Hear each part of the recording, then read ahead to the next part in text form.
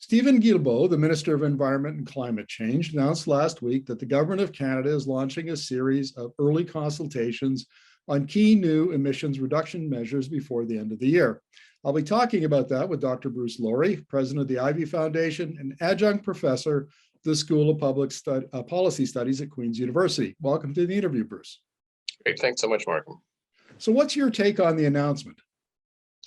Yeah, so this is a really important announcement. I think what it signals is, Canada moving from some, ambition and aspiration to actually delivering much more seriously on the climate targets that we have. And if you look at things like mandating the sale of zero-emission vehicles, capping emissions from the oil and gas sector, reducing methane emissions. I mean, these are all really critical pieces that need to be done. And I think the combination of the government doing the consultation and then having a very tight timeline on delivering plans on these is also really good to see. Now, we should point out that there are 5 key areas here. So one, you mentioned a couple, mandating the sale of zero-emission vehicles by 2035. Emission standards for heavy-duty vehicles, that's a very important one. It's a major source of emissions. Capping emissions from oil and gas, which the Liberals had announced during the recent federal election campaign. Developing a plan to reduce emissions, methane emissions from oil and gas, that in fact has been around for a number of years already, and transitioning to a net zero emitting electricity system by 2035. But really what we've got here are some of the key building blocks of transitioning to a low carbon economy, don't we? Yeah, exactly. That's right. I mean, if you look at it, they're very focused. They're very much dealing with, individual sectors and the specific issues within those sectors. And it's that kind of, I think, focus that we really need to see going forward to get the kinds of reductions that we need in the timelines that we need them. Well, speaking of timelines, this Liberal government, well, I should say the Liberals since 2015, have taken a fair amount of time to do consultations on a lot of their big legislation, but this is actually kind of accelerated. I mean, we've only got, just over 3 months. Do you feel a sense of urgency in Ottawa that maybe we haven't had before? Yeah, without doubt. I think coming off of COP26 in Glasgow, Stephen Guilbeault, with his long track record working on these issues, I think it's very clear that this new Liberal government realizes that there just isn't much time left, and I think this is a signal that they're going to move forward quickly. They're going to take some decisive action, and and as I said, really focus on the big emitting sectors that are not only big emitters, but have been chronically a challenge in this country and have frankly lacked any sort of regulatory requirements. I often refer to economist Jason Dion's work at the Canadian Institute for Climate Choices in his recent study on emissions pathways, decarbonization pathways for Canada. He talks about 2 broad groups of technologies, sort of the safe bets with his renewables and electric vehicles, and then wildcards, which are, sort of more in the future technologies. And if you look at the issues that are the measures that are being considered here, the government really seems to be going all in on those technologies that are sure bets. So we've got electrification of transportation, and we've got decarbonization of the power grid and switch to an expansion of clean electricity generation.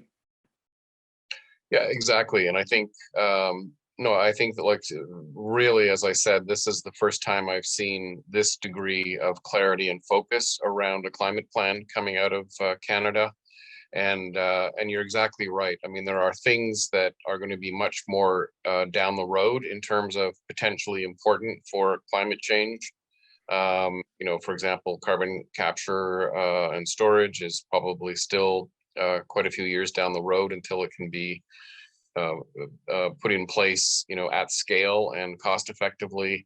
SMRs might help us clean up the electricity system, but they're also anywhere from 8 to 15 years down the road in terms of implementation. So So what I think the government's realized, and frankly, what governments around the world have realized, is if we want to get to 2030, we have to, in fact, we're already late in the game on this. We had to start much of this 5 years ago, but better late than never. And I think those kinds of technologies, I think there's very clear electric vehicles sales are expanding dramatically around the world, and electric vehicles are a very straightforward technology that works. We have more and more opportunities for heavy duty vehicles such as hydrogen. There needs to be quite a bit more investment in that from the federal government, from provinces, from industry. The oil and gas sector, the emissions from oil and gas continue to rise, so we really need to cap that. And of course, if you look at all of these collectively, the emissions from regular vehicles are because they use gas. Heavy duty vehicles use diesel from oil and gas. The oil and gas sector is the oil and gas sector. Methane is natural gas. And much of the remaining emissions in the electricity sector are gas. So ultimately, this is a big focus on oil and gas generally. Yeah, let's talk about that. The response from oil and gas spokespeople was not positive. They see the appointment of Guilbeault, a former Greenpeace activist, as being very provocative on the part of the government. They didn't respond well to the announcement of the consultations. But on the one hand, I understand how this is going to, the shoe's going to pinch for the oil and gas industry. We at Energy Media, we've been arguing this for a number of years, that this, conflict was coming. But on the other hand, this can't come as a surprise. I mean, the oil and gas industry makes up 26% of national emissions, and as you say, has continued to rise over the last 30 years. And is this a showdown, or do you think that this government will be able to strike some kind of consensus and compromise position that, is good for both sides? Yeah, I would say, there's, at least the people that I talk to in some parts of industry, government, and others, that a little bit of a frustration around the delay tactics of the oil and gas industry for the last 10 years. We've known this is a problem for 30 years. We've known it's a quite serious problem for 20 years, and we've needed to take action for 10 years. And so the fact that here we are, 30 years later, still having people whining about this challenge, I think that those days are gone. So, my understanding is the people we talk to, and I'm just about to head into a bunch of meetings for the next few days on exactly these issues, is that, the oil and gas industry, we're profitable at $30 a barrel. It's now, in the $60 to $80 range.